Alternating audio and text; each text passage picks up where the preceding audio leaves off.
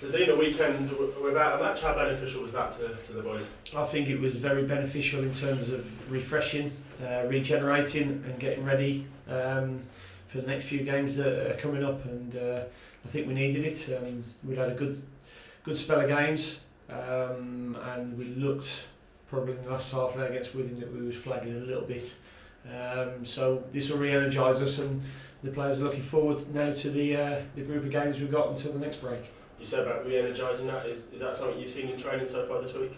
Yeah, I mean, they've been excellent all week. The training sessions have been really intense but really bright. They know what they're going to come up against on Saturday, and they're looking forward to it to a man. And obviously, players look forward to every game, but are they looking forward to Saturday a little bit more?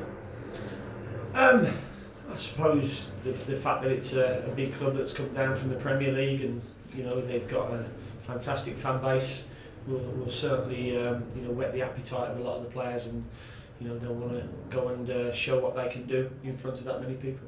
And what do you expect from Newcastle on Saturday? Well, they've got very good players, haven't they? We've all seen them from afar. We've seen the money they've spent in the summer, but they've also recouped a lot as well from players going out. In Whitegall, they've got a player at Premier League level who can score goals. They've signed Matt Ritchie. To name just a few, they've got the Army Gouffran, Lascelles at the back, Kieran Clark at the back. So it's a team that's littered with players that have graced the Premier League.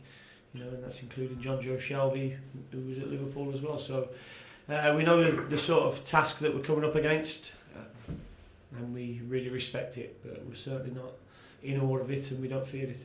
And you mentioned about respecting the task. Is it one you relish as well? Yeah, it is one we relish. It's one that we're looking forward to. I think everybody will expect Newcastle to win, apart from what's in our dressing room. And the Newcastle supporters will expect Newcastle to win. And when the odds are against us, it's usually when we're very good.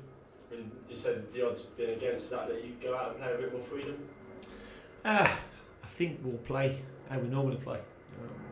That's what I keep saying to the players. We're a team that's organised, we've got a team that's got pace in there, and we've got a team that's got quality in there, and we have to go and take that to St James's Park and play better than we did at the other St James's Park. And you look at a couple of games already this year, Brighton, big stadium, Aston Villa, big stadium. So the boys traditionally have done well when they've had to go to these big ex-Premier League or big stadiums as well. They have, and they've stood up to the test very well.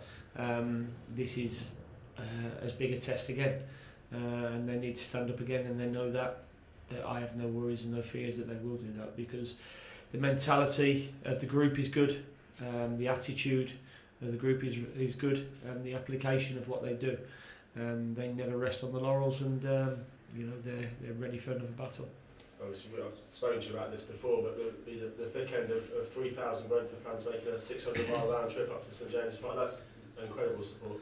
It's an unbelievable support. I remember the last pre-season break, not pre-season, but international break, we came back and ended up playing Brighton and Aston Villa, and we had two unbelievable followings for that, and gave the supporters something to go home with a smile on their faces for, and we need to do that again, because it's another double header, a lot longer in terms of journeys, Newcastle and Derby, and we want to send them home with a smile on their face, but it just shows you it's caught the imagination of how the players are doing, how the team's doing, and we're thankful that we've got supporters that can take the time to travel that far.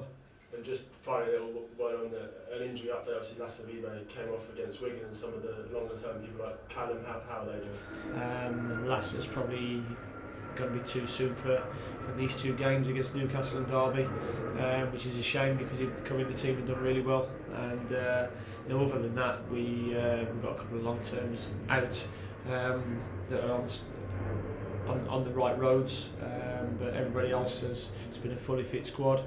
Andreas has come back from international duty, enjoyed it, obviously not the results, but being back in the international frame, and Remain's come back as well, and obviously the tragedy that happened in Haiti, their game was postponed, so he's only played the one game, which is of benefit to us as well.